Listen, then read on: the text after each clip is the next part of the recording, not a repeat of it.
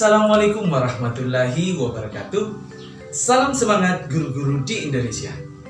Saya Muhammad Ridwan, calon guru penggerak Angkatan 6 dari SD Negeri Impres 163 Bontopano, Kecamatan Sanrobone, Kabupaten Takalar.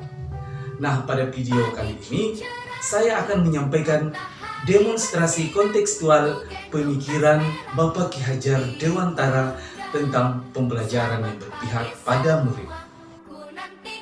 Menurut Ki Hajar Dewantara, pendidikan adalah memberi tuntunan terhadap segala kekuatan kodrat yang dimiliki anak agar ia mampu mencapai keselamatan dan kebahagiaan yang setinggi-tingginya, baik sebagai seorang individu maupun sebagai anggota masyarakat. Ada 5 dasar pemikiran Bapak Ki Hajar Dewantara untuk mewujudkan merdeka belajar. Yang pertama menuntun, yang kedua petani, yang ketiga kodrat, yang keempat budi pekerti, dan yang kelima pembelajaran yang berpihak pada murid. Yang pertama, menuntun.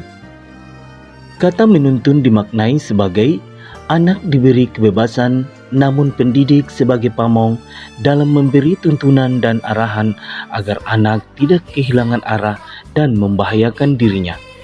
Seorang pamong dapat memberikan tuntunan agar anak dapat menemukan kemerdekaannya dalam belajar. Yang kedua adalah petani. Ki Hajar Dewantara mengibaratkan seorang pendidik seperti petani dan tukang kebun. Sedangkan murid-murid atau peserta didik kita diibaratkan seperti biji tumbuhan yang siap disemaikan atau ditanam di lahan yang telah disediakan. Anak-anak itu bagaikan bulir-bulir jagung yang ditanam.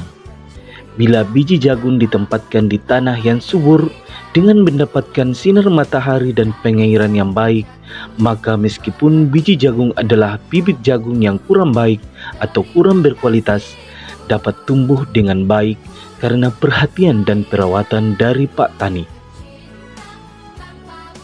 Demikian sebaliknya, meskipun biji jagung itu disemai adalah bibit berkualitas baik, namun tumbuh di lahan yang gersang dan tidak mendapatkan pengairan dan cahaya matahari serta tangan dingin Pak Tani, maka biji jagung itu mungkin tumbuh namun tidak akan optimal.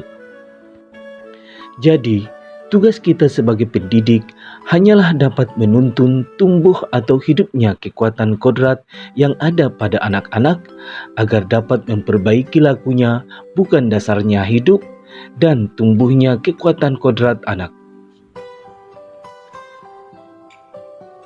Setiap anak memiliki kodrat yang berbeda-beda.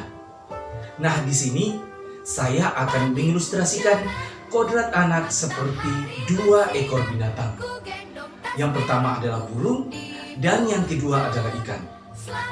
Burung adalah binatang yang mampu terbang ke sana kemari mengelilingi dunia, mampu terbang di langit yang tinggi. Akan tetapi, jika burung kita minta untuk berenang di laut, maka itu mustahil. Binatang yang kedua adalah ikan. Ikan adalah binatang yang hidup di dalam air. Ikan sangat mahir dan pandai berenang, menjelajahi dalamnya lautan dan luasnya lautan. Akan tetapi, jika kita meminta ikan untuk terbang, maka itu mustahil. Dari ilustrasi kedua binatang tersebut memberikan pemahaman kepada kita bahwa setiap anak atau murid memiliki kemampuan, memiliki keunikan, dan memiliki bakat yang berbeda-beda antara anak yang satu dengan anak yang lainnya. Sehingga kita sebagai seorang guru atau pendidik tidak boleh memaksakan untuk murid yang satu bisa seperti dengan murid yang lainnya. Begitupun sebaliknya. Yang keempat, budi pekerti. Menurut Ki Hajar Dewantara, budi pekerti atau watak atau karakter merupakan perpaduan antara gerak pikiran, perasaan, dan kehendak atau kemauan sehingga menimbulkan tenaga. Budi pekerti juga dapat diartikan sebagai perpaduan antara cipta atau kognitif karsa atau afektif sehingga menciptakan karya atau psikomotor. Yang kelima, pendidikan yang berpihak pada murid. Pendidikan harus berpusat pada murid. Guru dan murid dapat berkolaborasi bersama. Guru dapat mengembangkan potensi yang dimiliki oleh murid agar murid dapat tumbuh dengan selamat dan bahagia. Seperti semboyan pendidikan, Ing Ngarso Suntolodo, Ing Madyo Mangungkarso, Tuturi Handayani. Di depan memberi teladan, di tengah memberikan semangat, dan di belakang memberikan dorongan. Jadi pembelajaran haruslah berorientasi pada anak dengan melihat karakteristik pada anak sehingga terwujud merdeka belajar.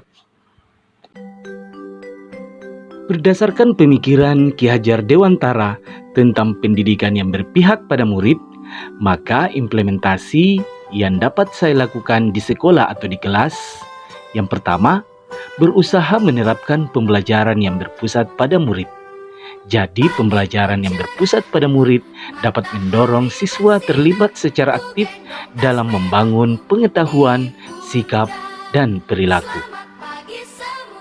Yang kedua, dengan cara bermain sambil belajar, dengan menanamkan nilai-nilai agama dan budi pekerti.